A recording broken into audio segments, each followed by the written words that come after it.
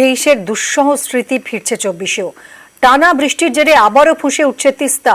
কালিম্পংয়ে ভাসছে তিস্তা বাজার। মেল্লিতে 10 নম্বর জাতীয় সড়কে ধস নেমেছে। জলপাইগুড়িতে প্রমাদ গুনছেন নদী পারের বাসিন্দারা। নিচু এলাকার বাসিন্দাদের অন্যত্র সরাচ্ছে প্রশাসন।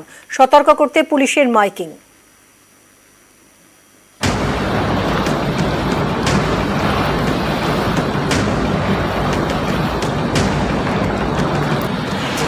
উত্তর সিকিমের অবিরাম বৃষ্টি জের আবারও ভয়াবহ রূপ নিল তিস্তা।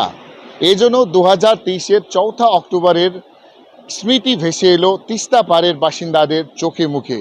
উদ্বেগ উৎকণ্ঠেই কালিম্পংয়ের মেল্লি এবং তিস্তা বাজারের বাসিন্দাদের। पहला आया जो बाढ़ उसमें तो सब ले गया। रात भर सुहा नहीं कोई सामान निकला है, वहाँ पर बैठा रहे ये सब कागज पत्र। 23 অক্টোবরে সিকিমে মেঘ ভাঙা বৃষ্টি হয়। এর জেরে ভয়ঙ্কর রূপ নেয় তিস্তা। তিস্তার তাণ্ডবে লণ্ডভণ্ড হয়ে যায় বাংলার কালিম্পং সহ বিভিন্ন এলাকা।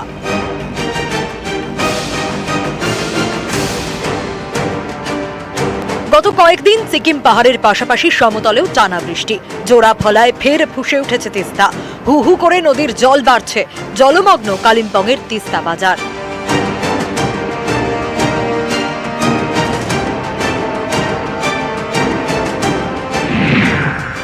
মেল্লিতে ধসে গেল বাংলা সিকিম লাইফলাইন 10 নম্বর জাতীয় সড়কের একাংশ।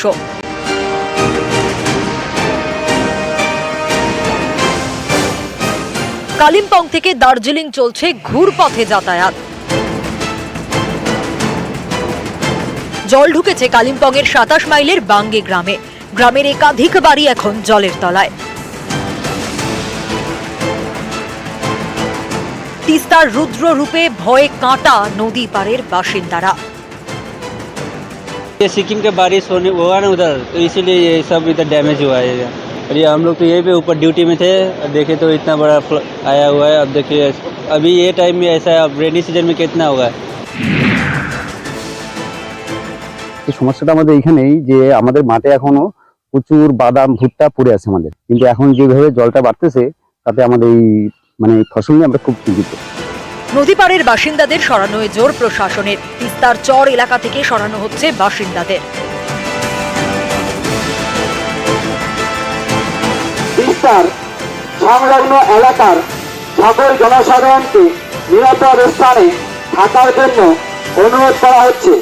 আমরা এর মধ্যেই আপনারা দেখছেন যে মহকুমা স্তরে এবং ব্লক স্তরে কন্ট্রোল রুম চালু করে দেওয়া হয়েছে।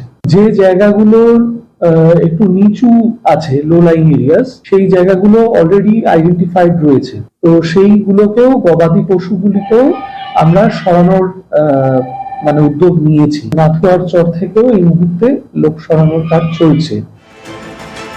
নজরদারিতে খোলা হয়েছে কন্ট্রোল রুমও।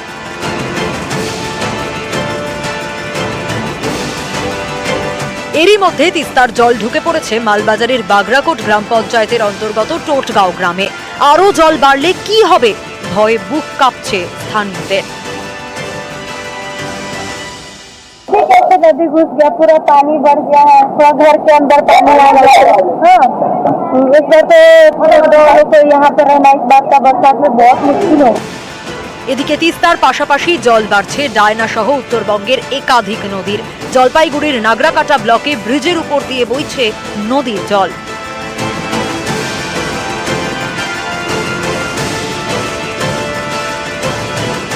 নিউজ 18 বাংলা। পরের খবরে নজর রাখি। গাফিলতিতেই জল মেট্রোয়। বৃষ্টির দিনে টানা বন্ধ কলকাতার লাইফলাইন। পুরসভার নিকাশি অব্যবস্থাকে দায়ী করেছিল মেট্রো।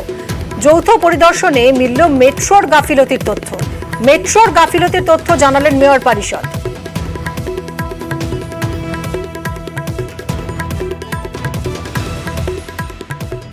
এটা হচ্ছে মেট্রোর একটা গার্ড ওয়াল, ঢুকতে গিয়ে ডান দিকে এই গার্ড ওয়াল থেকে জল সিপেজ হচ্ছে। তো যাতে আনওয়ান্টেড কিছু না ঘটে সেই জন্য গার্ড ওয়ালটা আছে। এই গার্ড ওয়াল থেকে জলটা যাচ্ছে। আমরা আমাদের এন্ডে আমাদের ড্রেনেজ চেক করে দেখে নিয়েছি, তাতে আমাদের কোনো ফল্ট নেই। যখন ইন্সপেকশন করেছি ওদের নিয়ে, মেট্রো রেলকে নিয়ে, কোনো ফাউল পাইনি।